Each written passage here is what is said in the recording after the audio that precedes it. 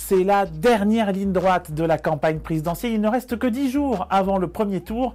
Bienvenue dans le récap présidentiel de 20 minutes, votre rendez-vous politique hebdo en vidéo. Merci. Au sommaire, cette semaine, la flambée dans les sondages de Marine Le Pen, qui n'a jamais été aussi haut dans les hypothèses de second tour, la campagne d'Emmanuel Macron qui patine et est gênée par l'affaire McKinsey, et puis le début de la campagne électorale officielle.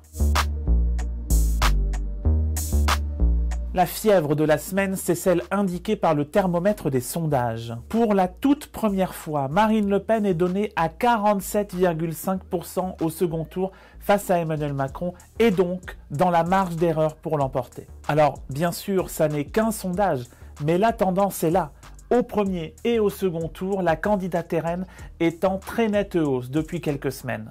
Le résultat d'une campagne à bas bruit, centrée depuis des mois sur la thématique du pouvoir d'achat qui est au cœur de cette fin de campagne.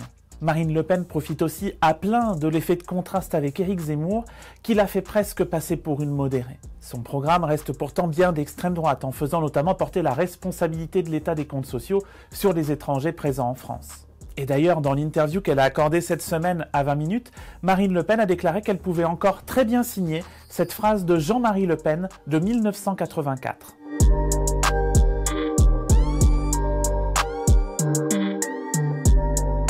Devant la menace d'une victoire de Marine Le Pen, Jean-Luc Mélenchon dit qu'il a une solution, votez pour lui.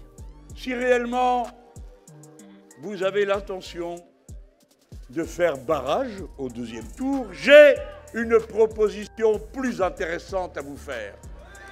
Faites barrage dès le premier tour en votant pour nous. Pour l'instant, sa progression dans les sondages réelle et rapide, mais tout de même le leader insoumis à bonne distance de la qualification pour le second tour. Cette hausse de Marine Le Pen est aussi l'effet d'une campagne d'Emmanuel Macron qui patine sérieusement. Le président candidat a visiblement peu de temps à consacrer à la campagne et ça se voit. Alors cette semaine, il est quand même allé sur le terrain, à Dijon, lundi par exemple, auprès de son nouveau soutien, François Rebsamen, le maire socialiste de la ville. Et puis jeudi, il était à Fouras, près de La Rochelle.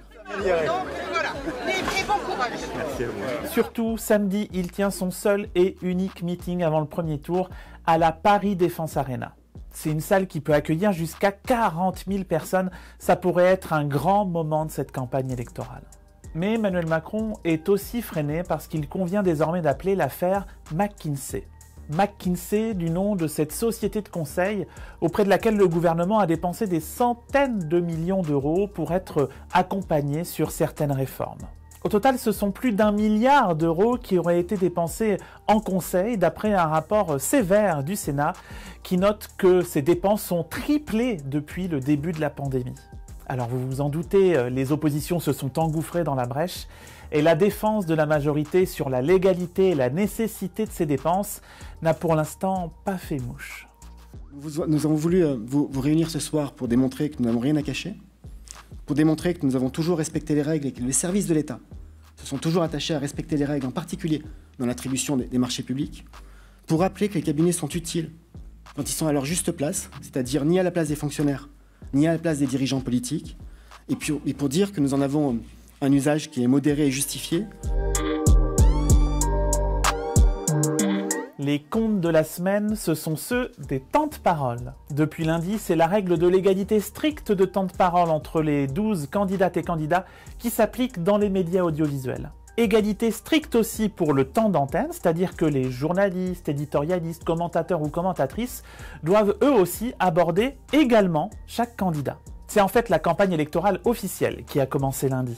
Vous l'avez sans doute remarqué puisque comme souvent au printemps, les panneaux électoraux ont fleuri devant mairies, écoles et autres gymnases qui accueilleront les bureaux de vote. Et puis sur les ondes de France Télévisions ou de Radio France, les clips officiels de campagne des candidats sont désormais diffusés. Alors notez quand même que là, moi, je ne suis pas concerné par l'égalité du temps de parole ou du temps d'antenne. En fait, les règles de l'Arcom, l'ancien CSA, ne s'appliquent qu'aux médias qui bénéficient d'une concession sur les ondes télé ou radio accordées par l'État. Et c'est la fin de cet épisode du récap présidentiel de 20 minutes. la semaine prochaine. Pour la dernière semaine avant le premier tour, notez qu'on se retrouvera jeudi et non vendredi.